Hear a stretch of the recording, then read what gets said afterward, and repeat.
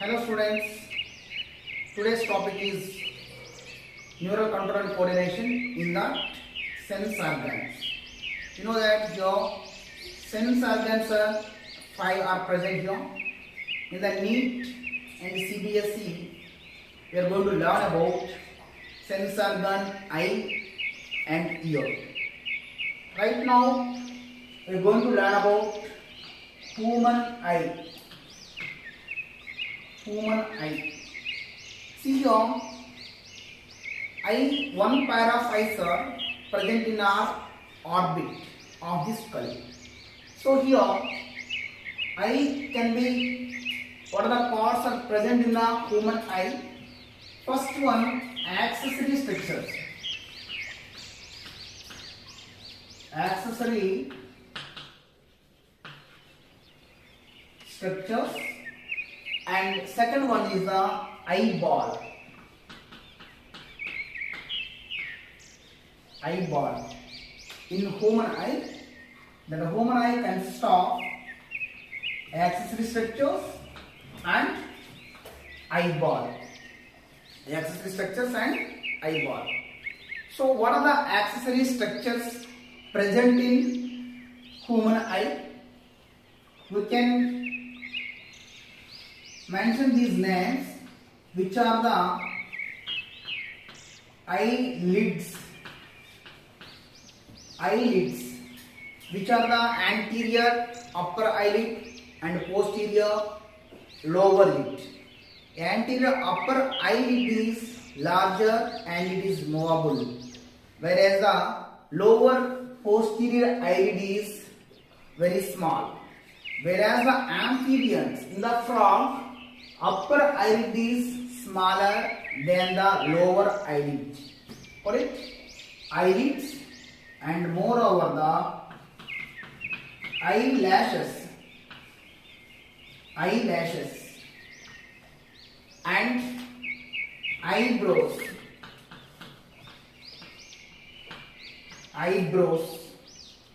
and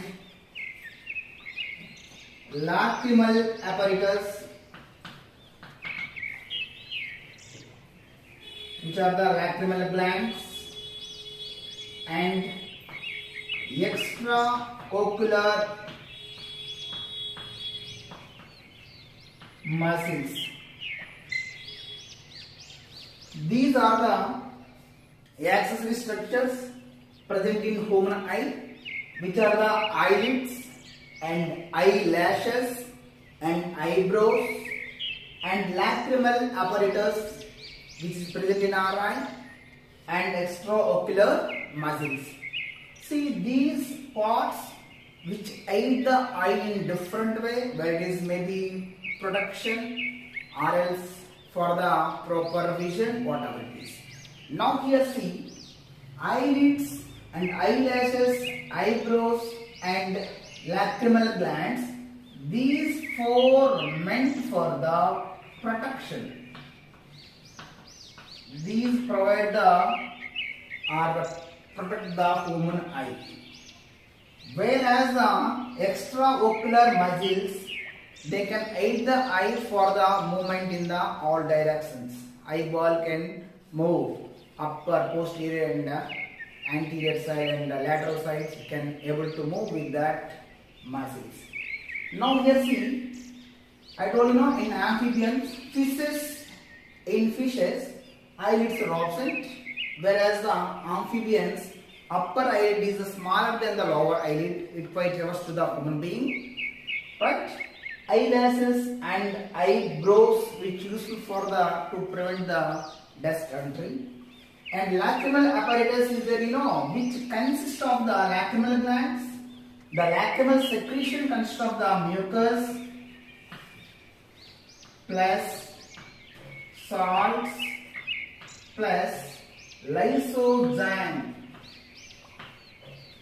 This is the lysozyme is the antibacterial secretion. The same lysozyme we can discuss in the human digestive system in the salivary glands. Saliva consists of the lysozyme. In the same way, tears, this condition of composition called as tears.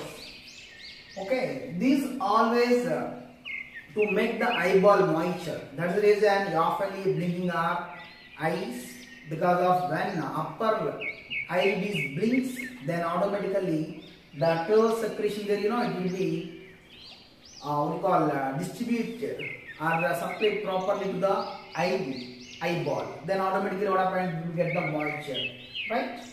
And moreover, about extraocular muscles.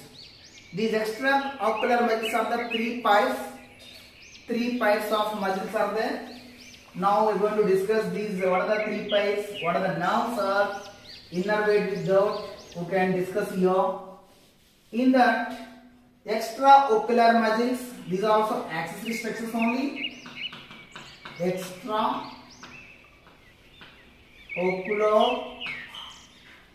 muscles. These number is 3 pairs. This number is 3 pairs, which are the 6 in number. The main function is the movement of the eyeball. Then, what are the names of these? First one is the superior rectus muscle. First extraocular muscle is the superior rectus muscle. Second one is inferior rectus muscle. Inferior rectus muscle. Superior rectus muscle and inferior rectus muscle. Then anterior oblique muscle and posterior oblique muscle, and next pair are the superior lateral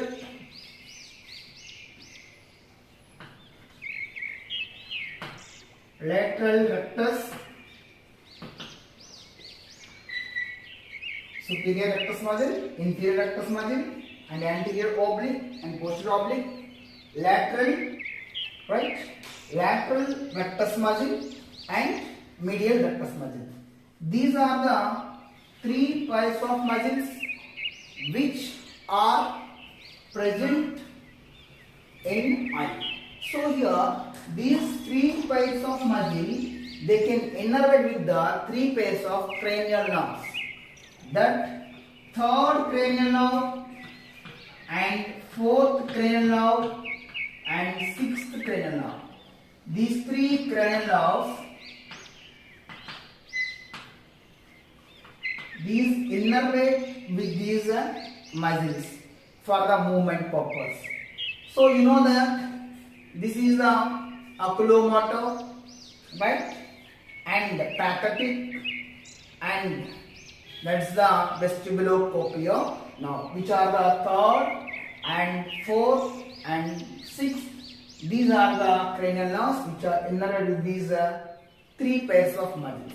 And moreover, if any muscle uneven length or any change in the length of the muscle, that muscle, it leads to the one of the deficiency, that is known as the squint eye. Okay, if the length of the muscle, if it is unequal, then leads to the deficiency, the squint eye. This also called as strabismus. Strabismus, squint eye. We know this, the people in society, some people, they are not able to see straightly. Okay, that their vision is like a lateral side. Okay, that's known as a squint eye, also called as strabismus. Now we can go further. Eyeball. The second main part of the eye is the human eye is the eyeball. Now we are going to discuss about eyeball.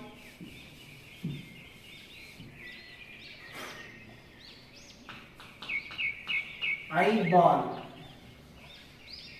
eyeball is covered by the three layers. Eyeball is covered by the three layers. First layer is the fibrous tunic. First layer is fibrous tunic. First layer is fibrous tunic. Second layer is vascular tunic. Second one is the middle layer is the vascular tunic. And last layer is the nervous tunic.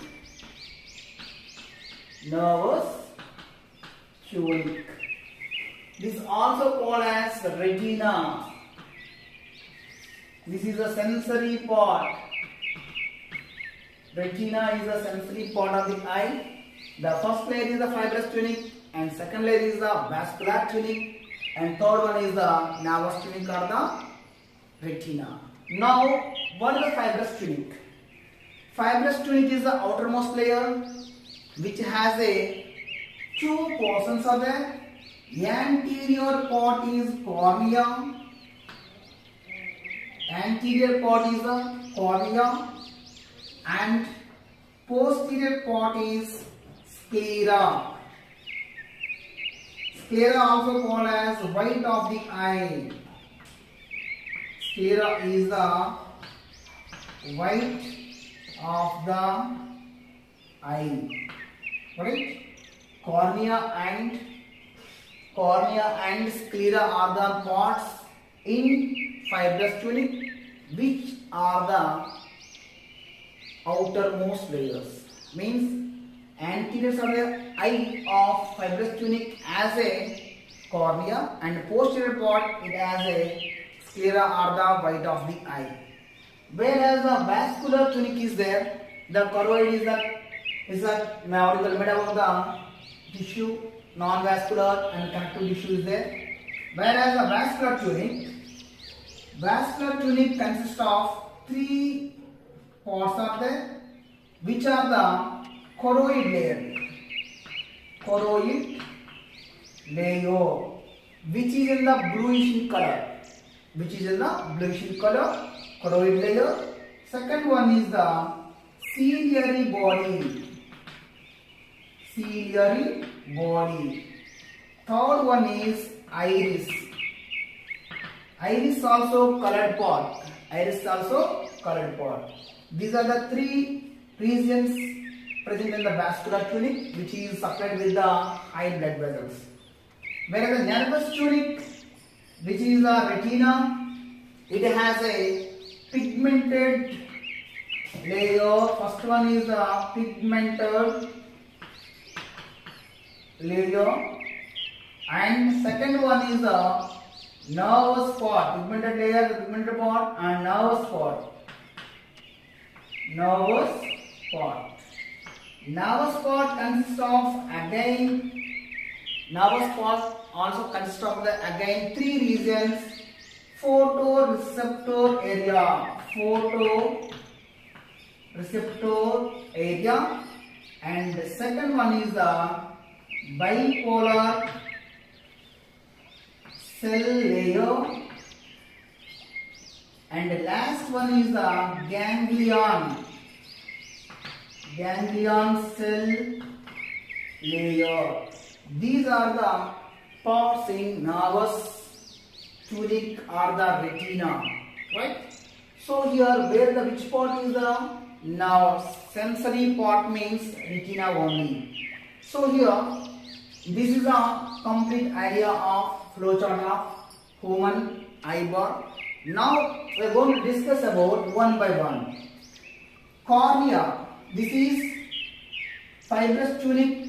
It formed as an anterior part and what you call in front of the cornea, in front of the lens, it has a fibrous tunic formed as a cornea. And sclera is the posterior part, which is the white of the eye. Now I'll go for the diagram. Human eye, which is present in the socket of the eye, skull. socket of the skull. Now here see, starts with the, this is the lens, this is the lens of the eye. We can see here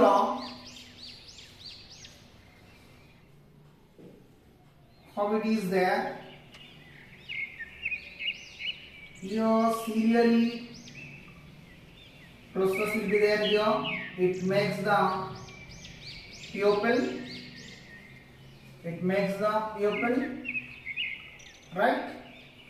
And this part is cornea, what I am drawing here. Above the cornea, we can find the conjunctiva, right? And these are the ciliary processes. These are the ciliary processes, and here that posterior side is formed as like this. So this is a complete structure of human eye.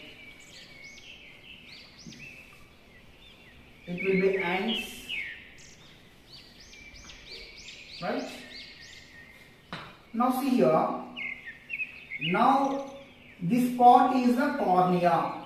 This part is the cornea. Cornea is part in the fibrous conductive tissue. The tunic, the cornea is the posterior, and here anterior end it is as a sclera. Sclera. Then second one is the vascular tunic, which have a choroid layer. This is the choroid layer,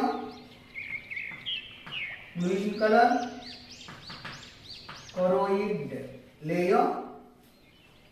It forms like this, right? And moreover, the ciliary process, ciliary body is the second one, this is the ciliary body. Ciliary body is the one part in the vascular tunic, and this is continue as a iris. These are the iris, and between the iris have a small gap is there. The gap is known as the pupil. This is the pupil, right? You can draw it like this. This become a cornea, right? And this is the lens, crystalline lens. So here, then this last layer is known as the retina. Last layer is the retina. Correct? Now here see, this small gap is pupil. The pupil diameter is controlled by the iris muscles. Correct? Iris muscles will control the pupil diameter, that gap diameter. Then here, this actually that lens is divides the whole eyeball into two chambers. This is the aqueous chamber.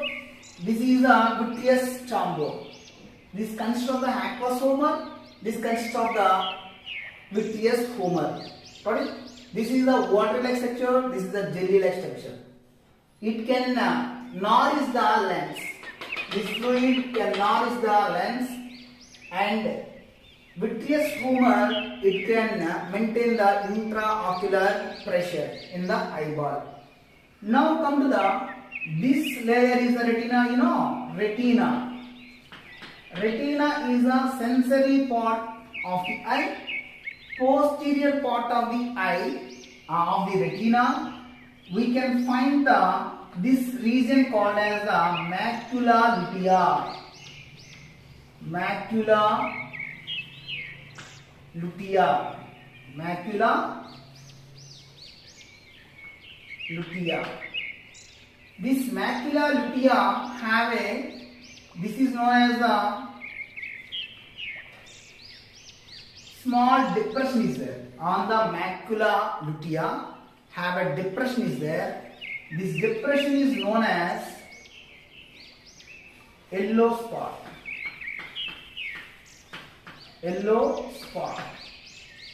Yellow spot consists of the only cone cells. Yellow spot consists of the only cone cells.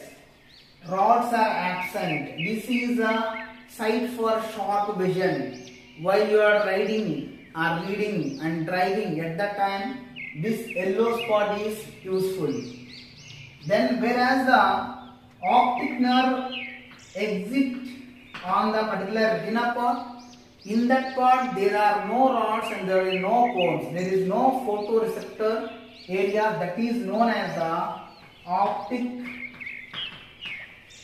disc or the blind spot.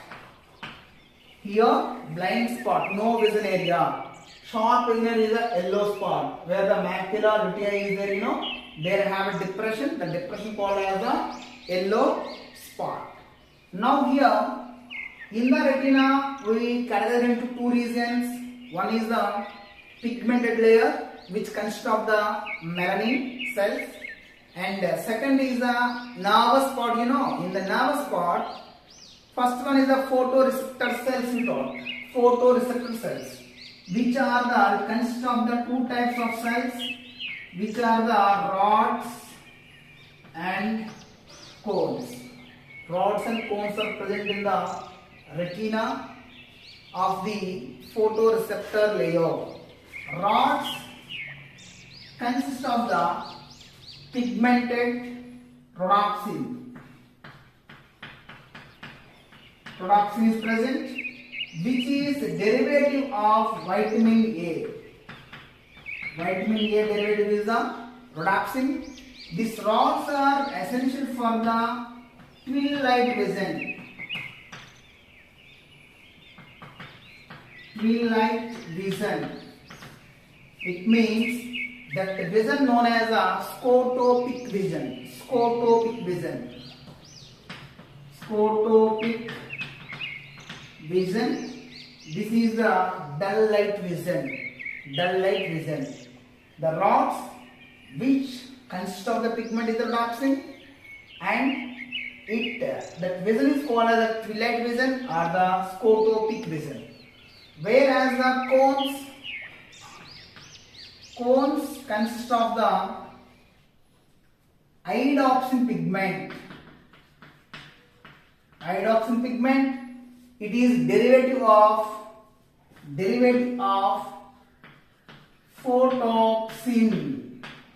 That is the derivative of photopsin, right? And that vision known as the photopic vision. Photopic vision, which daylight vision. Here dim light vision is a daylight vision. And here I have a different types of cones. They are meant for the blue, green, red identification. So here iodopsin is a pigment present in the cones, and that is derived from the photopsin. That vision called as a photopic vision. Here is the photopic vision. This is the color vision, and this is the twilight or the dull vision. Alright? So that's the reason in the yellow spot only cones are present. That's why it's used for the two sharp vision. We call it as a sharp vision. Right? And here optic disc, where the optic nerve is exit on the area of retina, there photoreceptor cells are absent. That's why called as a blind spot. But here in the yellow spot, cones are present but rods are absent. Cones are present but rods are absent in such area. Right? And moreover, this is filled with the vitreous humor. This is filled with the aqueous humor. For the lens accommodation, far sight and near sight, so that these iris muscles will be useful. They can accommodate the lens. If it is a far means the lens will be come forward, lens coming forward. If it is very near means lens will be move back. Because of these two muscles which are the iris muscles, these ciliary process only secretes the that aqueous humor nourishes the lens. Whereas the function of vitreous humor, it can maintain the intraocular pressure in the eyeball. Now here, when mechanism of vision, when light fall on the cornea, this is the cornea now, then cornea to this aqueous humor to through the pupil. This is the pupil. Through the pupil, that light passes through the lens. So here, through the lens, light fall on the ear. You know that first ganglionic layer there, the light fall on the ganglionic layer of the retina. That is only that first layer, ganglionic layer, and bipolar cell layer, then only photoreceptor layer where the rods or cones are present. That's the reason bipolar neurons present in the human retina, right? Whereas the unipolar neurons present in the embryonic condition. Multipolar location is the cerebrum. So when this light, when it is fall on the retina, they have a opsin is there. Opsin will be react with the iodopsin, then they stimulate. They can create the action potential on that bipolar to ganglionic nerve cell to bipolar to photoreceptor area. Then the same signal which is carried through the optic nerve to the visual area of our brain, it can visualize what we are seeing. That thing happens in the human eye. I hope you understood. Thank you.